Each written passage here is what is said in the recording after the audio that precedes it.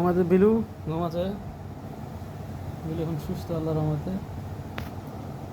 Ma'am কিছু বলবা তুমি? কিছু কিছু বলবা তুমি? শরীর খারাপ ছিল তোমার? আল্লাহ সুস্থ করে দিই তোমাকে আল্লাহ তাআলা। বিলু চৌধুরী,